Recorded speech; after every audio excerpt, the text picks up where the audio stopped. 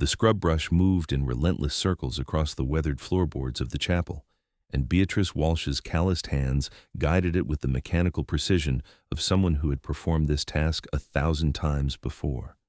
The year was 1869, and Mojave, California, was a collection of sun-bleached buildings scattered across an unforgiving landscape where the desert met the mountains, where railroad workers and prospectors and drifters passed through like tumbleweeds, leaving dust and sin in their wake.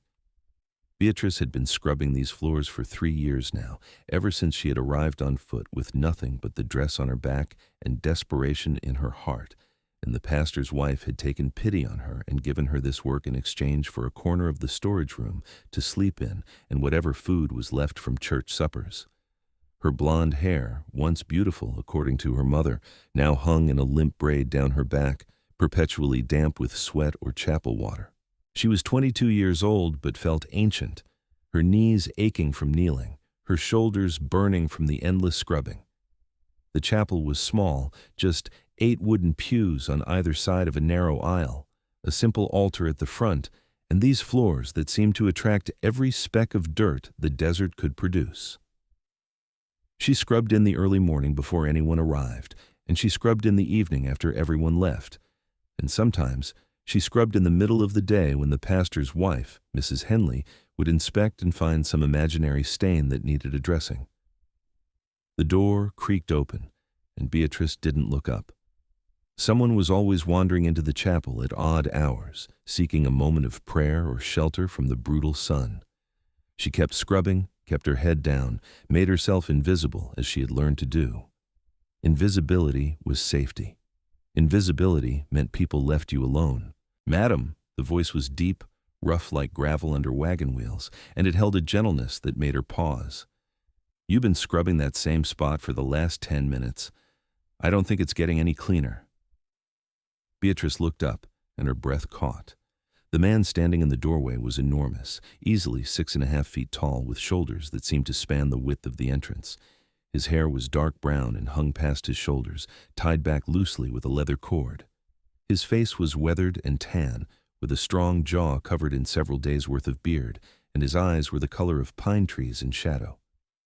He wore buckskin clothing that marked him as someone who lived in the wilderness, and he carried himself with the easy confidence of a man who knew exactly what he was capable of. "I'm just doing my work, sir," Beatrice said quietly, ducking her head back down. Her heart was pounding, and she hated that. Hated that she still reacted with fear when men spoke to her, even men who hadn't done anything wrong. "How long you been doing this work?" he asked, and to her alarm, he walked further into the chapel. His boots were soft-soled moccasins that made barely any sound on the floor she had just cleaned. 3 years, sir. Please don't walk there, it's still wet." He stopped immediately, looking down at the damp boards, then back at her.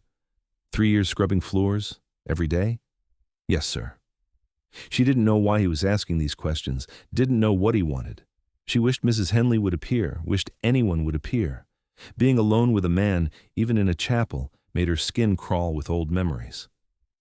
"What do they pay you for this work?" Beatrice blinked at the question. "I get room and board, sir." "Room and board," he repeated, and something in his tone made her look up again. His expression had hardened, his jaw set in a way that looked almost angry, but not at her. "Where's this room?" She pointed with one wet hand toward the back corner, where a small door led to what had once been a storage closet. It was barely large enough for the thin bedroll she slept on, and in summer it became an oven, in winter a freezer. The man walked to the door, his long strides eating up the distance, and opened it. He stood there for a long moment, staring into the tiny space, and when he turned back to her, his face was thunderous. "That's not a room. That's not fit for an animal." "It's fine," Beatrice said quickly, scrambling to her feet. Her skirt was soaked from kneeling in the water, and she felt exposed under his gaze. "It's all I need. I'm grateful for it." "Grateful." He said the word like it tasted bitter. "Madam, what's your name?" "Beatrice Walsh." "Miss Walsh, I'm Jacob Harrison. I live up in the mountains, trap and hunt. Come down here maybe 4 times a year for supplies. And I got to tell you, what I'm seeing here doesn't sit right with me at all." "I don't understand," Beatrice said, wringing her hands. They were red and raw from the harsh lye soap. You work from sunup to sundown scrubbing floors, and they give you a closet to sleep in and table scraps to eat. That's not employment, Miss Walsh. That's slavery with a different name." Beatrice felt her face flush. "I have nowhere else to go, no family, no money. They took me in when I had nothing." "Took you in or took advantage?" Jacob asked. His eyes were intense, searching her face. "When's the last time you had a full meal? When's the last time you slept past dawn? When's the last time you did something just because you wanted to, not because someone told you to?" She couldn't answer any of those questions. She couldn't remember. The silence stretched between them, broken only by the sound of water dripping from her brush back into the bucket. "Miss Walsh," Jacob said, and his voice was softer now, gentle again. "I came into this chapel to pray. My brother died 6 months back, and I've been struggling with it. Wanted to talk to God in a proper place instead of just shouting at the sky. But I think maybe God had a different reason for bringing me through that door today." "Sir, how old are you?" 22. "You married? Promised to anyone?" "No, sir." The question made her stomach clench. After what had happened back in Missouri, after what her stepfather had done, and how her mother had refused to believe her, Beatrice had sworn she would never tie herself to a man. Never give anyone that power over her again. "I'm 31, Jacob said. "I got a cabin up in the mountains, solid place with good walls and a fireplace. I got my own land, trap lines that bring in steady income. I live alone and I like the quiet, but lately that quiet's been feeling more like loneliness." He paused, ran a hand through his long hair. "I'm not much for pretty words, Miss Walsh, but I'm going to speak plain. I think you deserve better than this, and I think I could use someone in my life who understands hard work and quiet dignity." Beatrice stared at him, her mind racing. "I don't understand what you're saying."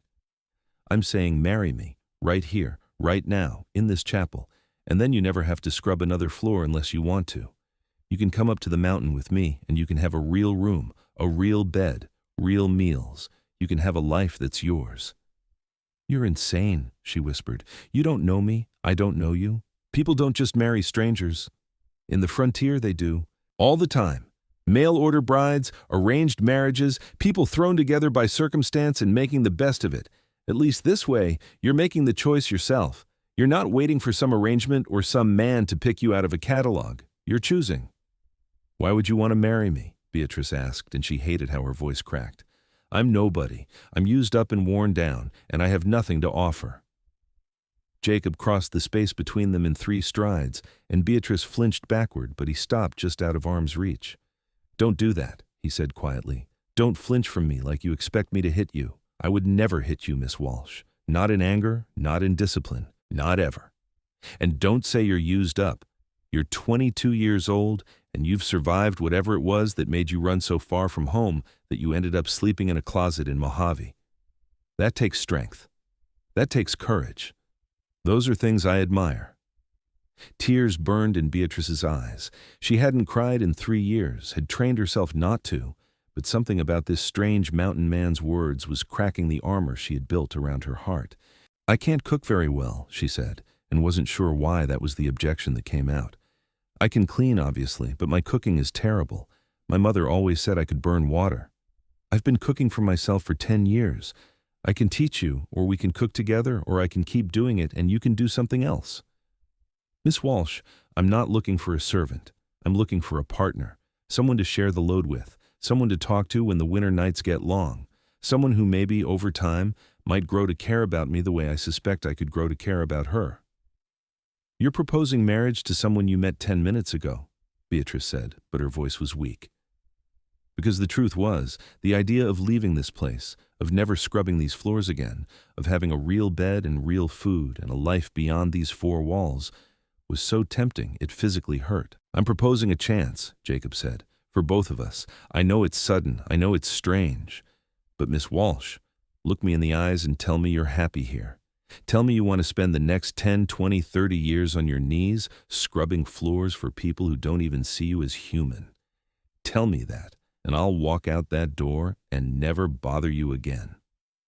Beatrice looked into his green eyes and found she couldn't say it. Couldn't lie, not in a chapel, not to this man who had seen her situation and been moved to anger on her behalf, who looked at her like she mattered. "I'm scared," she whispered. Of me?" of everything, of leaving, of staying, of making the wrong choice, of you realizing I'm not worth the trouble and leaving me stranded somewhere even worse than here. Jacob nodded slowly.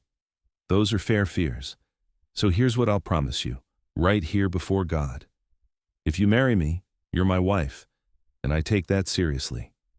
I'll provide for you, protect you, and treat you with respect.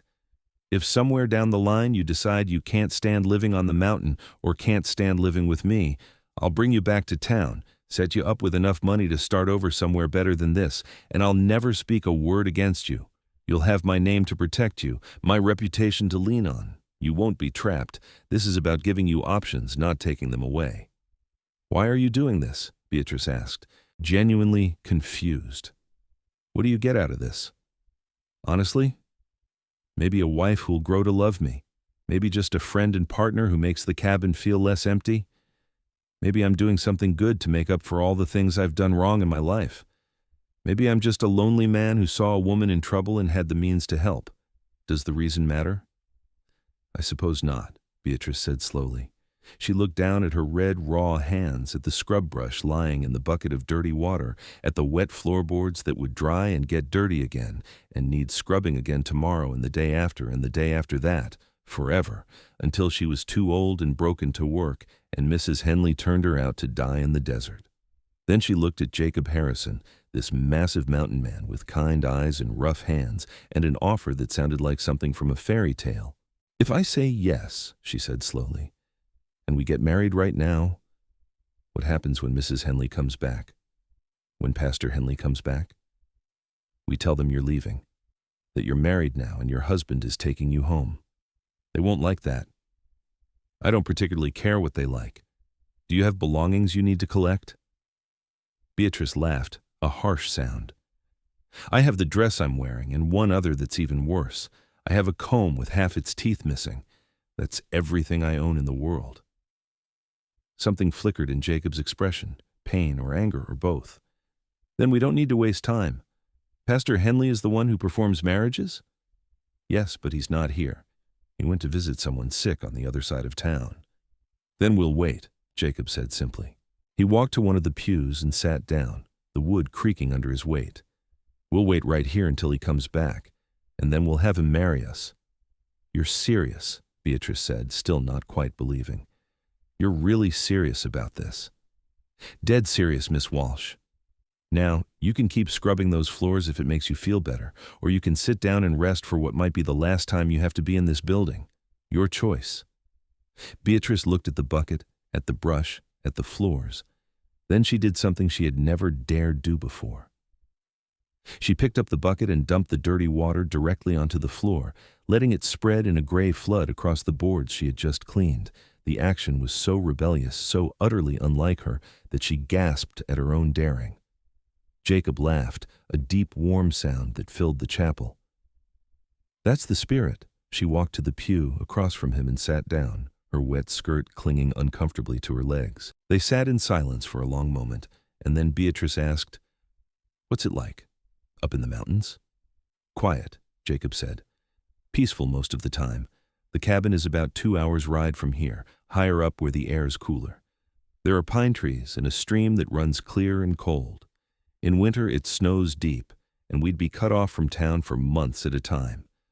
In summer, the wildflowers bloom so thick you can smell them from inside the cabin. I have a mule named Ezekiel, who's the most stubborn creature God ever created, and a dog named Bear, who's afraid of his own shadow."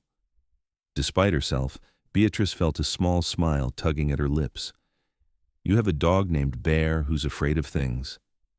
He's terrified of thunder, mice, and sudden movements, completely useless as a guard dog, but he's good company.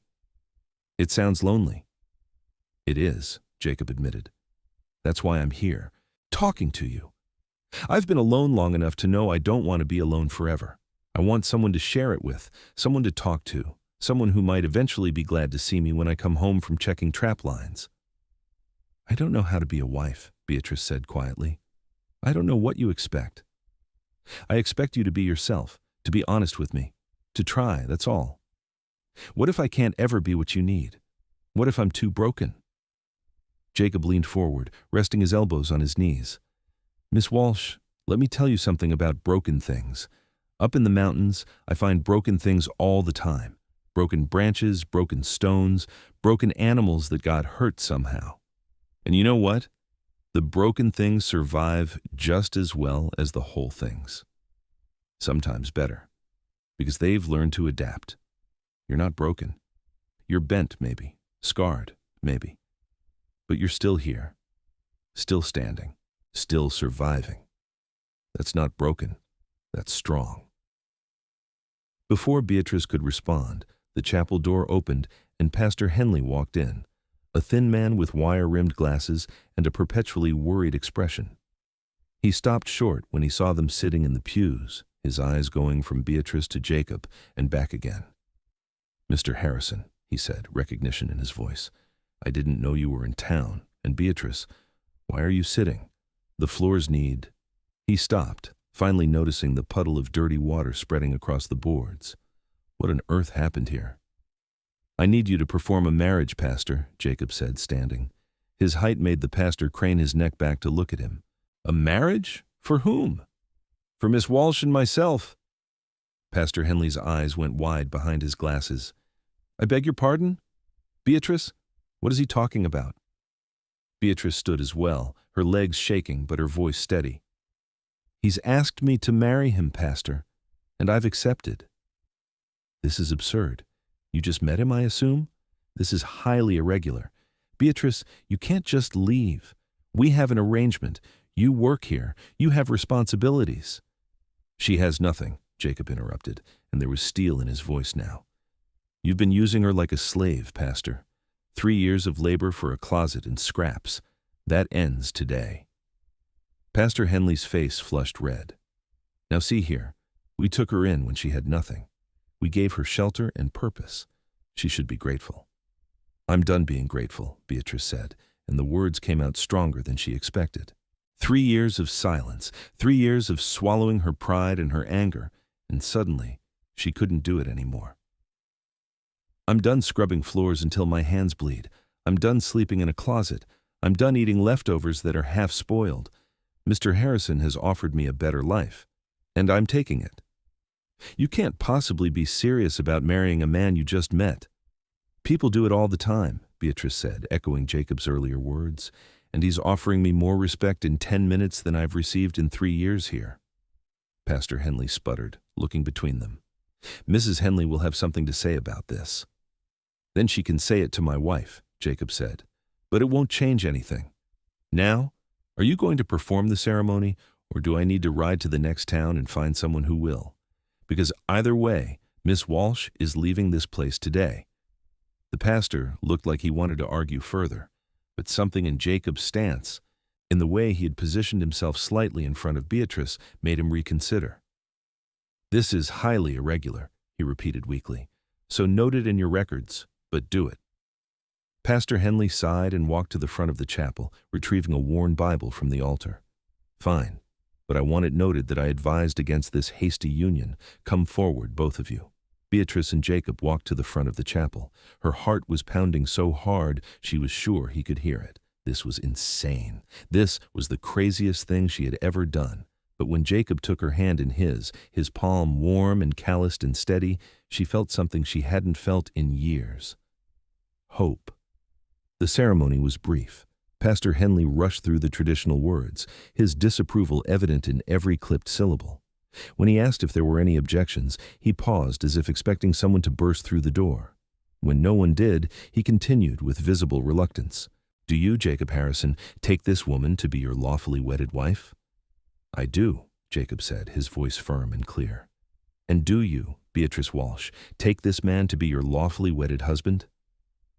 Beatrice opened her mouth, and for a moment no sound came out. This was it. This was the moment where she either stayed in this life of endless scrubbing and invisibility, or she took a leap into the complete unknown with a man she had met less than an hour ago. She looked at Jacob's face, at the steadiness in his eyes, at the gentle strength in the way he held her hand. "I do," she whispered. "Then by the power vested in me, I pronounce you husband and wife." You may kiss your bride, Mr. Harrison, though I still think this entire affair is highly questionable." Jacob turned to Beatrice, and she tensed, old fears rising. But he moved slowly, telegraphing his intention, giving her every chance to pull away. When he pressed his lips to hers, the kiss was brief and gentle, more a promise than a claim. When he pulled back, he was smiling. "Hello, Mrs. Harrison," he said softly. "Hello, Mr. Harrison," she replied, and felt dizzy with the unreality of it all. Pastor Henley made them sign the marriage registry, his pen scratching across the page with sharp, angry strokes. "There. It's done and legal. Mrs. Henley will be very disappointed when she returns and finds you gone, Beatrice. Give her my regards," Beatrice said, and was surprised to find she meant it without bitterness. Mrs. Henley had given her a place to survive when she had nothing, even if it was a terrible place. That counted for something, even if it didn't count for much. Jacob led her out of the chapel into the bright afternoon sun. Beatrice squinted against the light, realized she had spent so much time in the dim chapel that the brightness hurt her eyes. Tied to a post outside was the biggest horse she had ever seen, a massive bay gelding that matched its owner in size and presence. "This is Samson," Jacob said, patting the horse's neck. "He's strong enough to carry both of us, but I also have supplies to load up. We'll need to stop by the general store, get you some proper clothes and boots. That dress looks about ready to fall apart." Beatrice looked down at her worn gray dress, soaked and stained from scrubbing. "I can't let you spend money on me. You're my wife now. It's not spending money on you, it's spending money on us. Come on." He helped her onto Samson's back, his hands on her waist lifting her like she weighed nothing. Then he swung up behind her, and Beatrice found herself pressed against his broad chest, surrounded by his presence. It should have terrified her, but somehow it didn't. Maybe she was too numb from shock to be properly scared. Maybe something in her instincts recognized that this man, despite his size and strength, meant her no harm. The general store was run by a woman named Martha, who had always been kind to Beatrice on the rare occasions she was allowed to run errands. Martha's eyes went wide when Jacob introduced Beatrice as his wife. "Married? Today? Beatrice, is everything all right?" "Everything's fine, Martha," Beatrice said, and realized it might actually be true. "Better than fine. I'm leaving Mojave." "Well, it's about time," Martha said firmly. "That pastor and his wife worked you half to death. Mr. Harrison, you treat her right, you hear me?" "Yes, madam," Jacob said respectfully. "Now, my wife needs clothes suitable for mountain living, practical things, warm things, and boots that will hold up to rough terrain." Martha beamed at the words, "my wife," and immediately began pulling items from her shelves.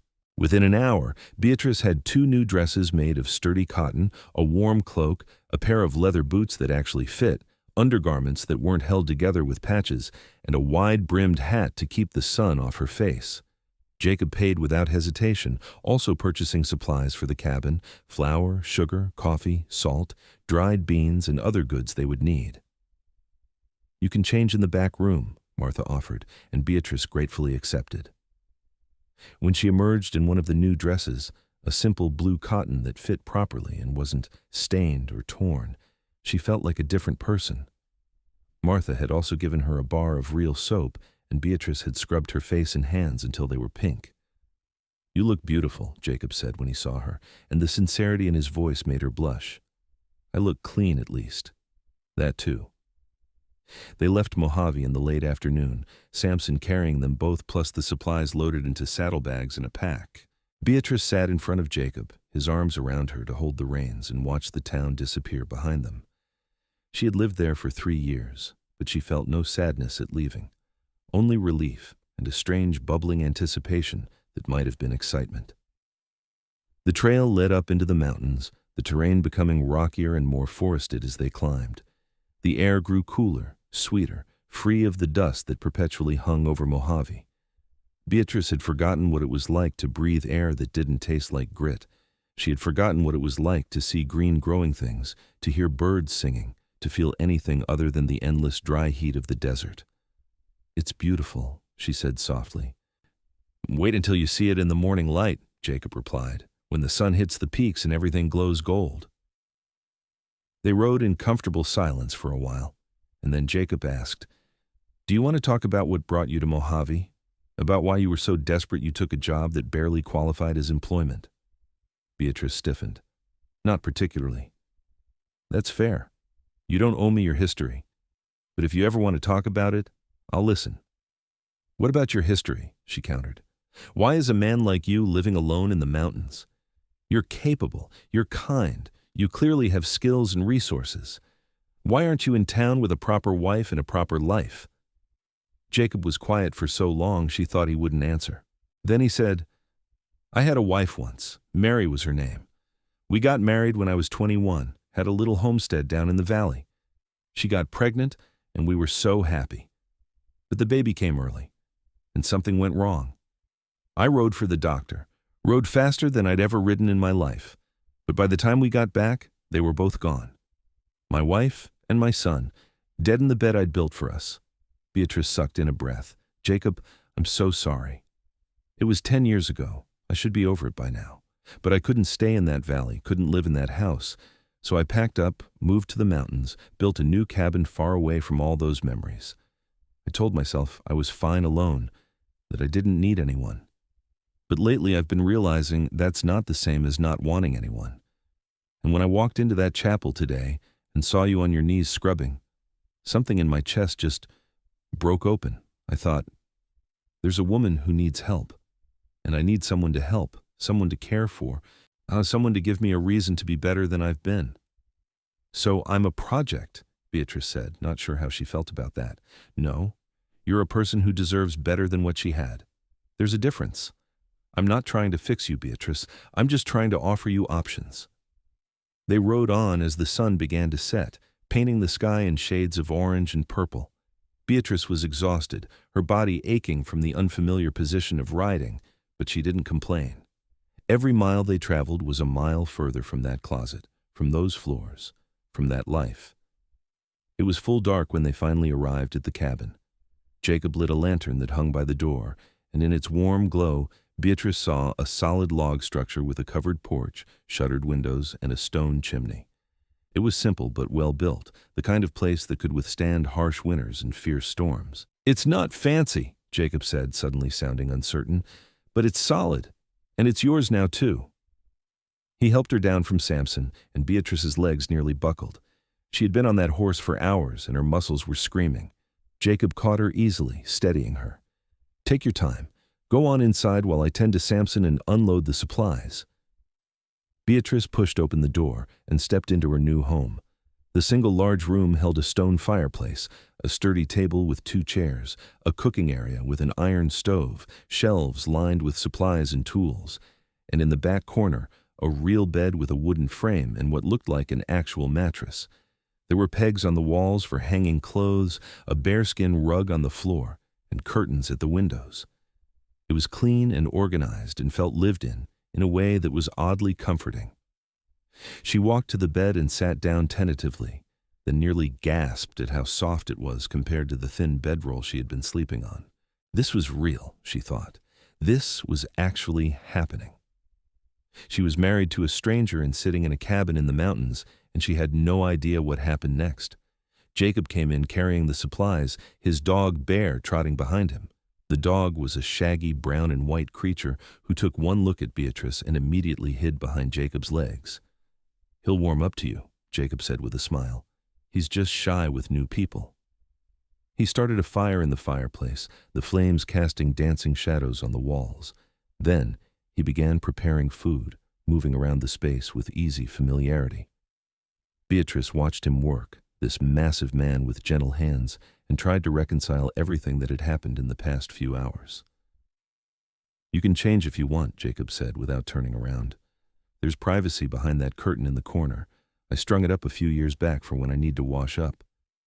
Beatrice hadn't even noticed the curtain. She grabbed her other new dress and went behind it, finding a basin and pitcher of water, a small mirror, and hooks for hanging clothes. She changed quickly, washed her face and hands again just because she could, and braided her hair. When she emerged, Jacob had set out plates of food on the table, beans and bacon and fresh bread that he must have bought in town. Sit, he said. Eat.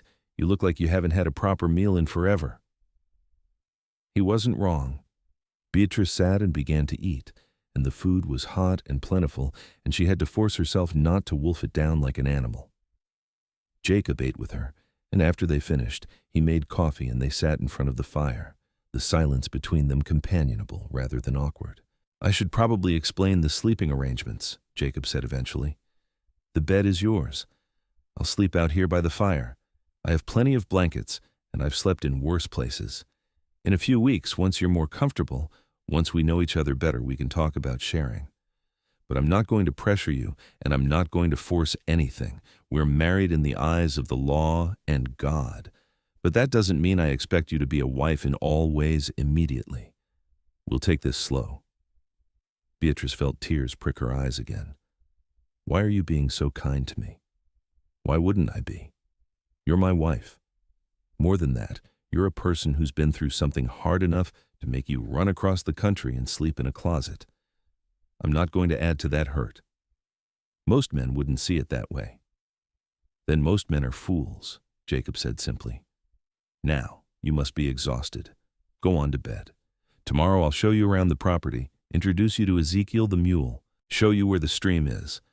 We'll start figuring out how to live together." Beatrice stood, still clutching her coffee cup. "Jacob, thank you for seeing me today, for caring enough to do something. I don't know if I believe in fate or God's plan or any of that, but maybe there was a reason you walked into that chapel." "Maybe there was," Jacob agreed. "Sleep well, Beatrice." She went to the bed, crawled under the heavy quilts, and sank into the softness of a real mattress. Outside, she could hear the wind in the pines, the crack of the fire, the sound of Bear's contented sighs. And for the first time in 3 years, Beatrice Walsh knew. Beatrice Harrison now fell asleep without fear, without hunger, without the knowledge that she would wake before dawn to scrub floors that would never be clean enough. The morning light woke her, streaming through the windows in golden shafts exactly as Jacob had promised. Beatrice lay still for a moment, disoriented, before remembering where she was and why. The smell of coffee and frying bacon drew her from the bed. Jacob was already up and cooking, Bear lying near the fire watching him with adoring eyes. "Morning," Jacob said when he saw her. "How did you sleep?" "Better than I have in years," Beatrice admitted. "That bed is like sleeping on a cloud." "I'm glad. Breakfast is almost ready. After we eat, I thought I'd show you around, let you get your bearings." They ate together, and then Jacob led her outside. In the daylight, Beatrice could see the full scope of the property. The cabin sat in a clearing surrounded by tall pines, with a vegetable garden off to one side that was currently dormant in the late autumn chill. There was a small barn where Samson and Ezekiel the mule resided, a chicken coop with half a dozen hens pecking at the ground, and a smokehouse for preserving meat. A clear stream ran about 50 yards from the cabin, its water so cold it made her fingers ache when she dipped them in. "I trap mostly," Jacob explained as they walked. "Beaver, fox, sometimes larger game. I cure the pelts and sell them when I go to town. The chickens give us eggs, the garden gives us vegetables in summer, and I hunt deer and elk for meat. It's a simple life, but it's a good one. Self-sufficient, peaceful." "It's amazing," Beatrice said honestly. "I grew up on a small farm in Missouri, but nothing like this. This is like something from a story." "Tell me about Missouri," Jacob said, "about your family." Beatrice hesitated, but something about the clear mountain air and the kindness in his eyes made her want to open up. "My father died when I was 12. A farming accident, fell under the plow. My mother remarried 2 years later to a man named Richard. He seemed nice at first, but after the wedding he changed, started drinking, started getting mean, and he started looking at me in ways that made my skin crawl." Jacob's jaw tightened, but he didn't interrupt. "When I was 19, he came into my room one night, drunk, violent. I fought him off, scratched his face badly, screamed until he left. I ran to my mother, told her what happened, begged her to make him leave. But she didn't believe me, said I was trying to cause trouble, that Richard was a good man and I was probably just having nightmares or making things up for attention." She took his side. "God," Jacob breathed. He tried again a week later. This time I was ready. I had packed a bag, hidden it under my bed. When he came for me, I hit him over the head with a cast-iron pan, grabbed my bag, and ran. I walked for 2 days before getting a ride on a wagon headed west. I worked my way across the country doing whatever jobs I could find, but I was young and alone and female, and most people either wanted to take advantage or wanted nothing to do with me. By the time I got to Mojave, I had nothing left. The pastor's wife found me sleeping behind the general store and offered me the job at the chapel. I took it because I was desperate, and I stayed because I didn't think I had any other choice. They had reached a large flat rock overlooking a small valley, and Jacob sat down, gesturing for her to join him. "I'm sorry," he said. "I'm sorry your mother didn't protect you. I'm sorry you had to run, and I'm sorry you spent 3 years thinking that closet was the best you deserved." "It's in the past now," Beatrice said, though her voice shook slightly. "It is. But that doesn't mean it doesn't still hurt, and I want you to know, here with me, you're safe. I meant what I said yesterday. I will never hurt you, never force you, never make you do anything you don't want to do. This is your home now, and you get to decide what that means." Beatrice looked at him, this mountain man who had appeared in her life like an answer to a prayer she hadn't known she was praying, and felt something shift in her chest. "Why did you really ask me to marry you?" she asked. "The real reason, not the things you told Pastor Henley?" Jacob was quiet for a long moment, looking out over the valley. "Because when I walked into that chapel and saw you scrubbing those floors, you reminded me of myself after Mary died. Going through the motions, surviving but not living, trapped in a situation that was slowly killing you even though you were still breathing. And I thought, I couldn't save Mary, couldn't save my son, couldn't even save myself for years. But maybe I could save her, maybe I could give her a chance at something better, and maybe in saving you, I could finish saving myself. Maybe I could stop being a hermit hiding from life and start actually living again." "So we're saving each other," Beatrice said softly. "Maybe, or maybe we're just two broken people trying to figure out how to be whole together. Either way, I'm glad you said yes. I'm glad you're here." "I'm glad too," Beatrice said, and meant it. Over the next few weeks, they settled into a routine. Jacob taught Beatrice how to cook properly, and she proved to be a quick learner once someone was patient enough to explain things. They cooked meals together, Jacob handling the meat and heavier pots while Beatrice learned to make bread and pastries and stews.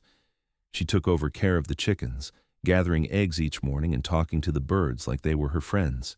She helped Jacob in the garden, preparing it for winter and learning what he would plant come spring. In the evenings, they would sit by the fire and talk. Jacob told her stories about his years in the mountains, about the wild life he had encountered, about the harsh winters and beautiful summers. Beatrice told him about her childhood before her father died, about the farm and her mother's garden and the creek where she used to catch frogs.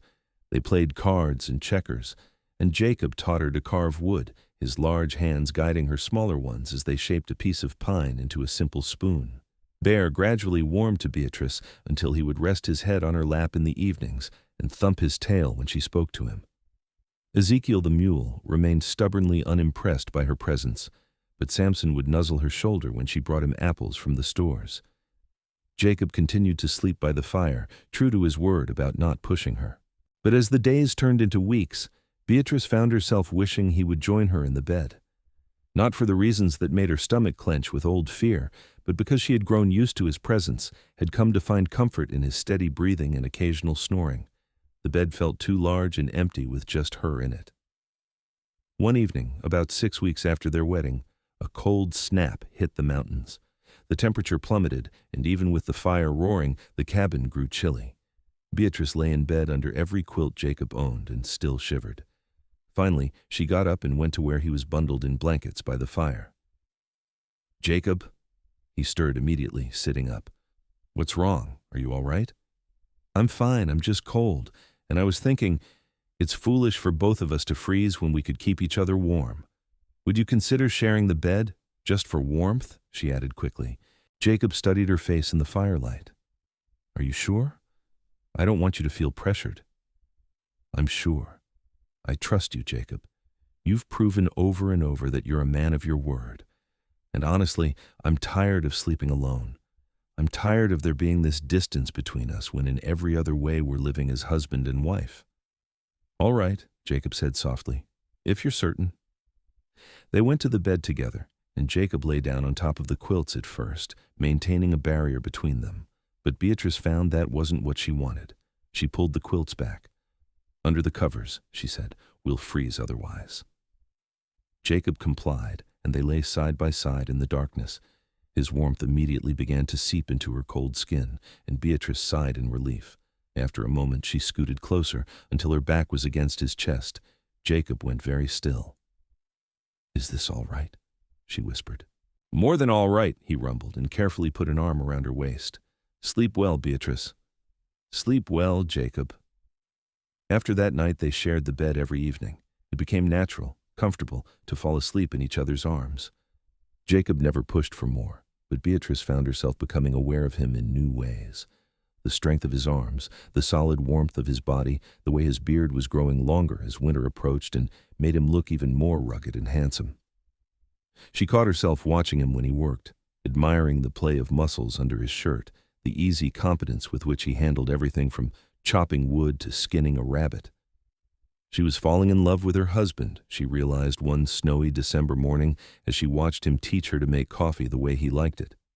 Actually, truly falling in love, not the desperate gratitude she had felt at first, but something deeper and more real. She loved his kindness, his patience, his quiet strength. She loved the way he talked to the animals, the way he always made sure she was comfortable before seeing to his own needs, the way he looked at her like she was precious. The question was whether he felt the same way, or whether she was still just a project, a woman he had rescued out of obligation and guilt. Winter truly set in, and they were snowed in just as Jacob had predicted. The world outside became a white wonderland, beautiful and deadly. They spent their days maintaining the cabin, caring for the animals, and enjoying each other's company. Jacob taught Beatrice to shoot in case she ever needed to defend herself or hunt. She proved to be a decent shot, and the pride in his eyes when she hit the target made her glow with pleasure. One evening in mid-January, they were sitting by the fire after dinner. Jacob was repairing a snowshoe while Beatrice mended one of his shirts. The domesticity of it, the quiet companionship, filled her with contentment. But there was also a restlessness, a wanting that had been building inside her for weeks. "Jacob," she said, setting down her mending, "do you think of me as your wife? Truly?" He looked up from the snowshoe, his eyes serious. "Of course I do. Why would you ask that?" "Because we've been married for almost 4 months, and you haven't kissed me since our wedding day. You sleep beside me every night, but you never touch me beyond holding me for warmth. And I'm starting to wonder if maybe you don't want me that way. If maybe you just see me as someone you rescued, an obligation you're fulfilling." Jacob set down the snowshoe carefully and turned to face her fully. "Beatrice, I don't kiss you or touch you because I didn't want to push you. After what you told me about your stepfather, about what he tried to do, I thought you might need time, space. I thought you might never want that kind of intimacy, and I was prepared to accept that. I married you to give you a better life, not to get something from you." "But what if I want to give you something?" Beatrice asked, her heart pounding. "What if I'm tired of being treated like I'm made of glass? What if I want to be a wife in every sense of the word?" Jacob's breath caught. "Are you saying what I think you're saying?" "I'm saying I've fallen in love with you," Beatrice said, the words tumbling out in a rush. "I don't know when it happened exactly, but somewhere between the cooking lessons and the card games and falling asleep in your arms every night, I fell completely in love with you. And I want more than what we have. I want to be close to you. I want you to kiss me, touch me, make love to me. I want to be your wife in truth, not just in name." Jacob stood and crossed to her in 2 strides, dropping to his knees in front of her chair. He took her hands in his expression intense. "I love you too," he said roughly. "I've loved you since the 2nd week, when you laughed at something Bear did, and the sound was so beautiful, I thought my heart would break. I've been holding back because I didn't want to scare you or hurt you or make you feel like you owed me anything. But God, Beatrice, I want you. I want you so much it's been driving me half crazy, sleeping beside you every night and not being able to hold you the way I want to. Not being able to kiss you, touch you, show you how much you mean to me." "Then show me now," Beatrice whispered. Jacob cupped her face in his large hands and kissed her. And this kiss was nothing like the brief peck at their wedding. This was deep and passionate and full of months of restrained desire. Beatrice melted into it, her hands coming up to tangle in his long hair. When they finally broke apart, both breathing hard, Jacob rested his forehead against hers. "Are you absolutely certain?" he asked. "Because once we cross this line, there's no going back. You'll be mine in every way, and I'll be yours, and I need to know you're ready for that." "I'm ready," Beatrice said firmly. "I want this. I want you. I love you, Jacob Harrison, and I want to be with you completely." He swept her up in his arms, carrying her to the bed as easily as if she weighed nothing. And there, in the warmth and privacy of their cabin with the snow falling softly outside, Jacob made love to his wife with a gentleness and passion that erased every bad memory, every fear, every moment of doubt. He worshipped her body with his hands and mouth, whispered words of love and devotion against her skin, and when they finally joined together, Beatrice felt whole in a way she never had before. Afterward, they lay tangled together, both sated and happy. Jacob traced lazy patterns on her bare shoulder, his expression peaceful. "I love you," he said again, like he couldn't say it enough. "My brave, beautiful wife. Thank you for trusting me. Thank you for giving us a chance." "Thank you for walking into that chapel," Beatrice replied, snuggling closer. "Thank you for seeing me when I'd made myself invisible. Thank you for making me stop scrubbing those floors and giving me a real life." "You gave me a real life too," Jacob said. "I was just existing up here, going through the motions. You made me start living again. Made me remember what it's like to have someone to care for, someone to come home to, someone to love. We saved each other, remember?" "I remember," Beatrice said, and kissed him again. The winter passed in a blur of happiness. Now that they had crossed that threshold, Jacob and Beatrice couldn't seem to get enough of each other. They made love frequently, learning each other's bodies and preferences, growing more comfortable and adventurous. But it wasn't just physical. Their emotional intimacy deepened as well. They talked about everything, shared their dreams and fears, made plans for the future. When spring finally broke and the snow began to melt, they worked together to prepare the garden for planting.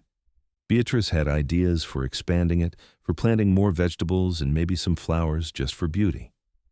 Jacob supported every suggestion, happy to see her taking ownership of their home.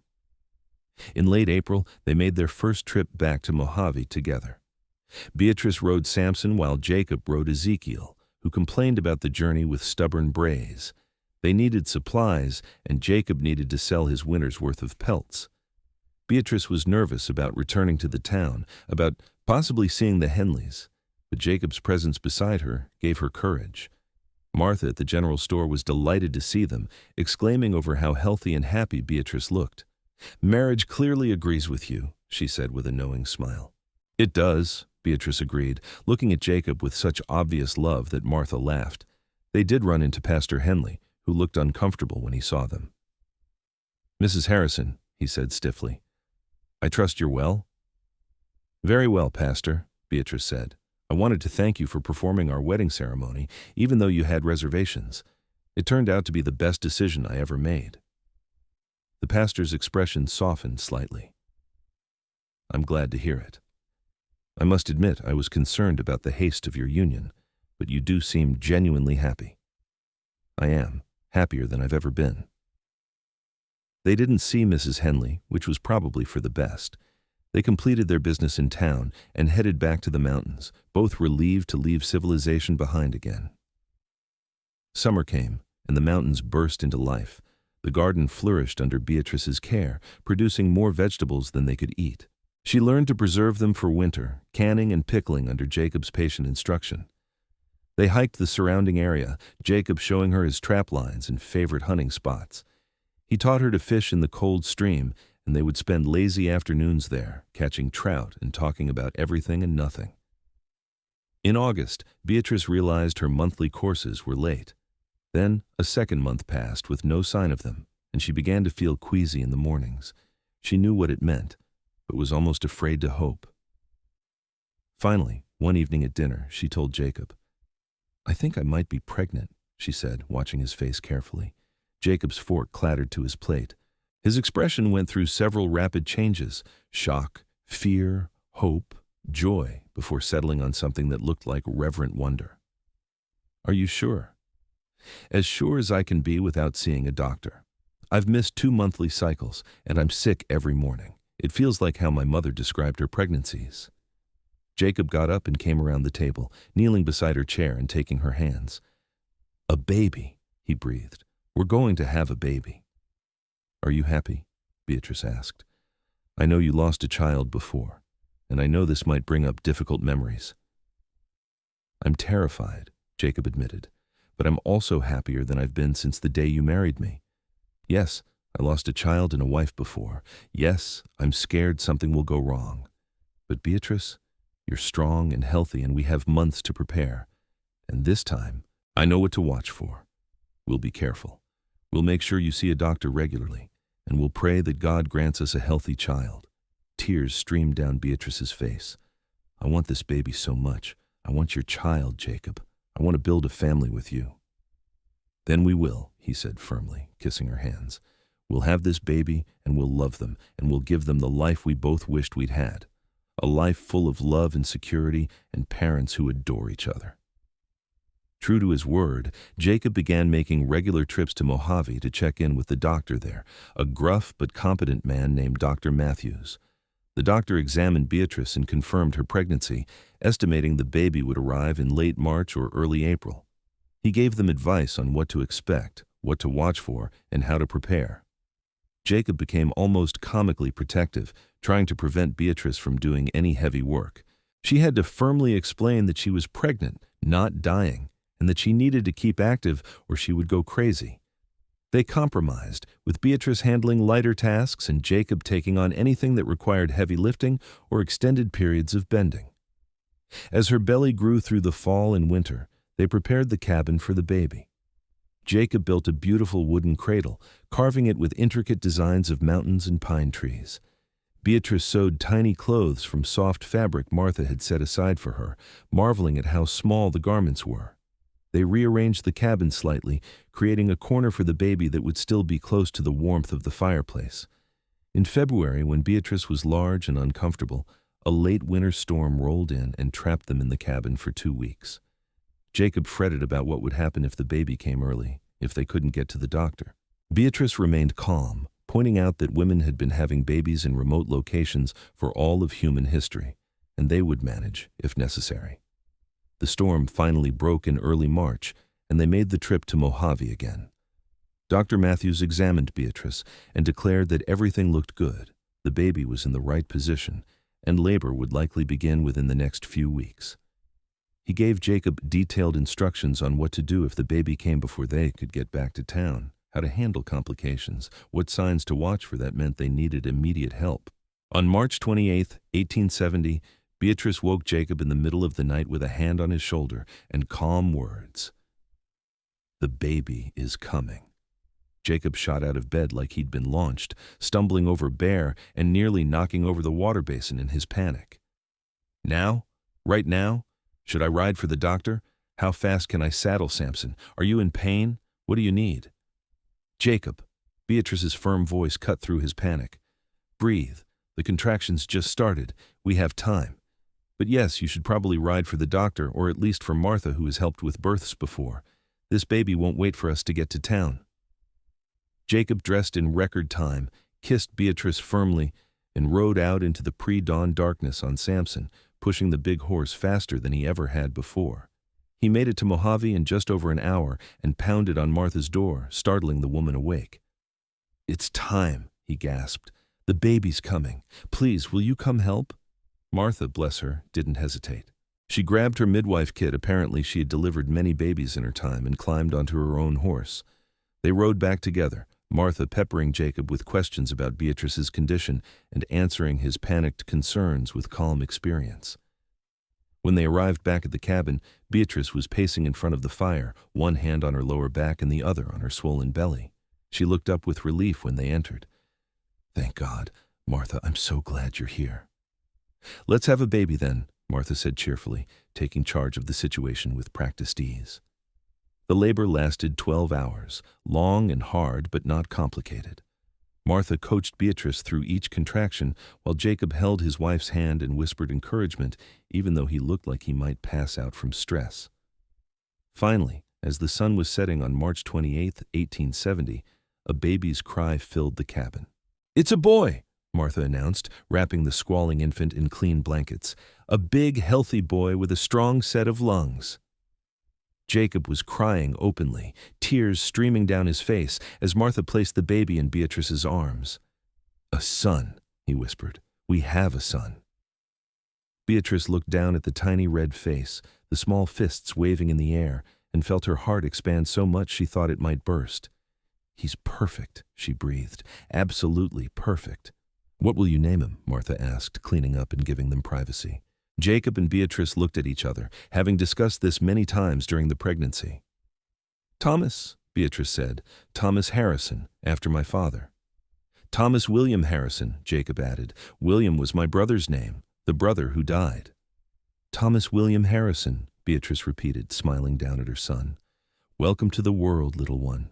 Welcome to your family." Martha stayed with them for 3 days, making sure Beatrice recovered well from the birth and teaching them how to care for a newborn. Once she was satisfied that both mother and baby were healthy, she returned to Mojave, promising to check on them in a few weeks. Those first weeks with Thomas were exhausting, but wonderful. The baby woke frequently to nurse, and neither Jacob nor Beatrice got much sleep. But they took turns walking him when he was fussy, changed his diapers together, and marveled at every tiny sound and movement he made. Bear was fascinated by the baby, often lying near the cradle and thumping his tail whenever Thomas made a noise. Jacob was a natural father, his big hands surprisingly gentle as he held his tiny son. He would sit for hours just watching Thomas sleep, an expression of awe and love on his face. Sometimes Beatrice would wake in the night to find Jacob standing by the cradle, just making sure the baby was breathing, still scared from what had happened all those years ago with Mary and their first son. "He's fine," Beatrice would whisper, coming to stand beside him. "He's healthy and strong, just like his father." "I know. I just need to check. I need to be sure." "I understand. But Jacob, you need to sleep too. You can't spend every night standing guard. I'll sleep when he's older. When I'm less terrified something will go wrong." Gradually, though, Jacob's fear eased. Thomas continued to thrive, growing bigger and stronger every day. By the time summer arrived, he was a chubby, happy baby who smiled and cooed at his parents and loved to be carried outside to look at the trees and listen to the birds. They settled into a new routine as a family of 3. Beatrice cared for Thomas during the day, while also managing the household and garden. Jacob continued his trapping and hunting, but arranged his schedule so he was never gone for more than a few hours at a time. In the evenings, they would sit together, Thomas between them, and talk about their day or play with their son or simply enjoy the peaceful contentment of their life together. On their second wedding anniversary, Jacob and Beatrice left Thomas with Martha for the day and rode up to the high meadow where Jacob had proposed to take her that first time, the spot overlooking the valley. They spread a blanket and had a picnic, enjoying the rare time alone together. 2 years, Beatrice said, leaning against Jacob's shoulder. 2 years since you walked into that chapel and changed my life. Best decision I ever made, Jacob said, kissing the top of her head. Marrying you, bringing you here, building this life together. I wake up grateful every single day. So do I. I never thought I could be this happy, Jacob. Never thought I deserved it. But you showed me I was wrong. You showed me what real love looks like. You showed me that too. You brought life back to my life, Beatrice. You and Thomas, you're everything to me. My whole world. They made love there in the meadow, under the blue sky with the wind in the pines, celebrating 2 years of marriage and the deep love they had found together. Thomas grew into a toddler, walking and then running everywhere, his curiosity boundless. He looked like a perfect blend of both parents, with Jacob's dark hair and Beatrice's blue eyes, strong and sturdy and fearless. He loved the animals, especially Bear, who tolerated the child's enthusiastic attention with patient dignity. He loved helping his father with small chores, carrying kindling or collecting eggs, so proud when Jacob praised him. When Thomas was 2.5, Beatrice discovered she was pregnant again. This time there was less fear and more excitement. They knew what to expect, knew they could handle it. And Thomas was going to be a big brother, something that delighted him even though he didn't fully understand it yet. Their daughter was born in October of 1872, during the beautiful autumn when the aspens turned gold and the air smelled of wood smoke and pine. The labor was shorter this time, only 6 hours, and Martha arrived in plenty of time to help. They named her Sarah Grace Harrison, and she was small and delicate where Thomas had been big and solid, with blonde hair like her mother and green eyes like her father. Thomas was fascinated by his baby sister, constantly wanting to touch her and hold her. Jacob and Beatrice supervised carefully, teaching him how to be gentle, and Thomas took his role as big brother very seriously. He would bring her toys, sing her songs he had made up, and tell her stories about the animals in the mountain. The years passed in a blur of happiness and hard work. They expanded the cabin, adding another room for the children to share. The garden grew larger each year, producing enough food to see them through the winters with plenty to spare. Jacob's trapping business remained steady, providing income for the extras they needed. They made regular trips to Mojave, where they had become well-liked members of the community even though they lived in the mountains. Pastor Henley passed away when Thomas was 4 and Sarah was 18 months old. At the funeral, Mrs. Henley approached Beatrice, her expression strained. "I owe you an apology," she said stiffly. "I treated you poorly, worked you too hard, took advantage of your desperation. I told myself I was helping you, giving you purpose, but the truth is, I was using you. I'm sorry." Beatrice, with Jacob's hand warm in hers and her children playing nearby, found she could forgive without bitterness. "I accept your apology, Mrs. Henley. What happened brought me here, to this life, to this family. I can't regret it." "You look happy," Mrs. Henley said quietly. "Truly happy. Mr. Harrison clearly adores you." "He does, and I adore him. We built something good together." When Thomas was 6 and Sarah was 3, they were blessed with another child, another son they named Daniel Jacob Harrison. And 2 years after that, their final child, a daughter they named Emma Rose Harrison, completed their family. The cabin was full of noise and laughter and chaos and love. 4 children meant constant activity, but Jacob and Beatrice handled it together with patience and teamwork. The children grew up wild and free in the mountains, learning to hunt and trap and garden and survive. Thomas grew tall and strong like his father, taking to the outdoor life naturally. Sarah was quieter, more thoughtful, loving books and drawing.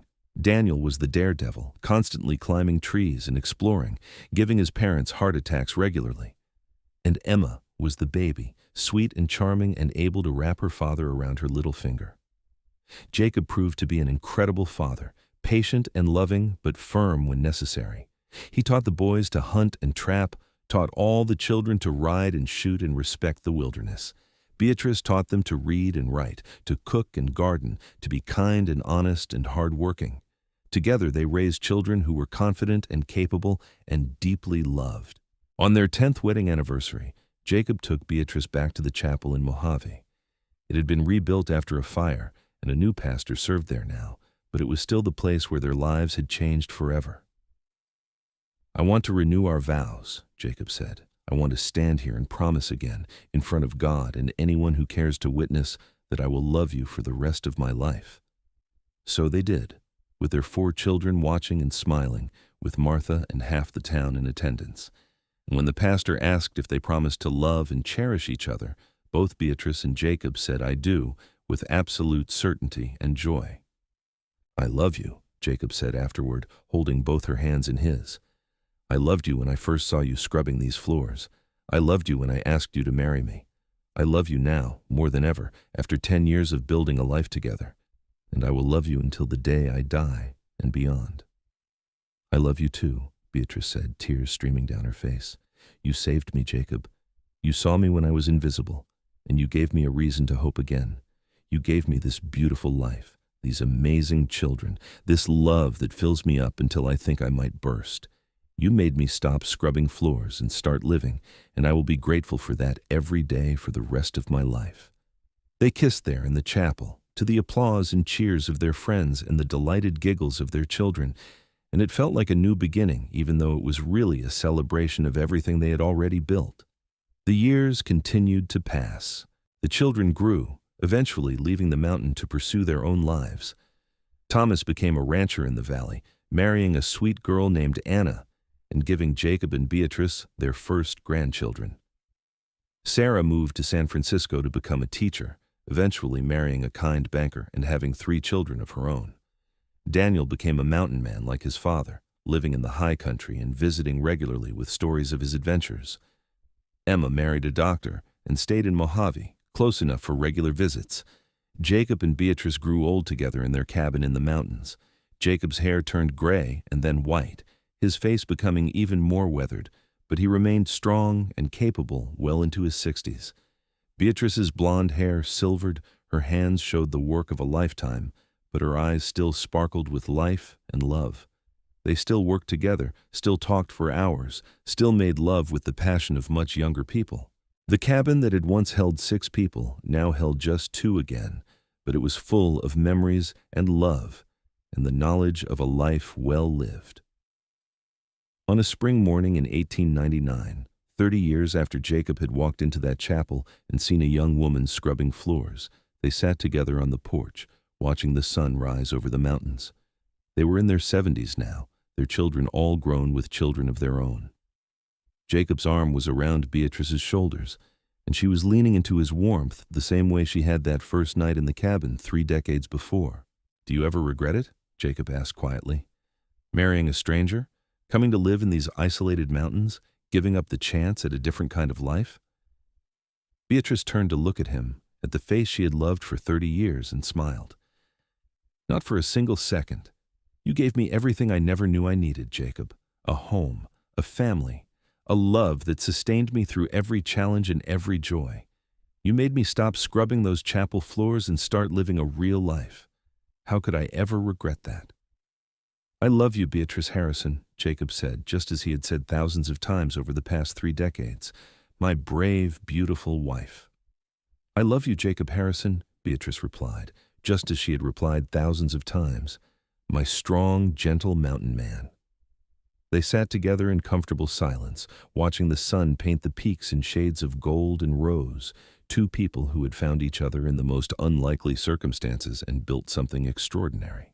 A marriage that had started with a spontaneous proposal in a chapel had grown into a love story that spanned 3 decades, 4 children, 14 grandchildren, and countless moments of joy and hardship faced together.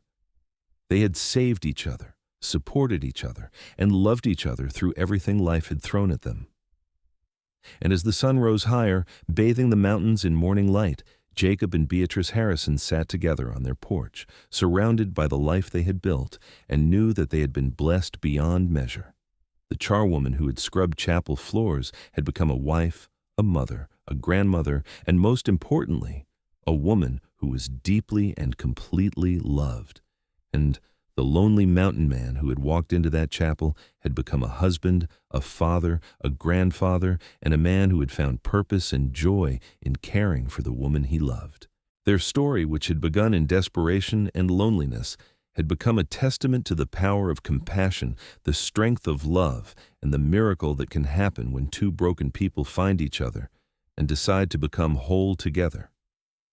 And though their time on earth would eventually end, the legacy they built in their children, their grandchildren, and the love they shared would endure for generations to come, a reminder that sometimes the most extraordinary love stories begin in the most ordinary places, with a simple act of kindness and the courage to take a chance on something better.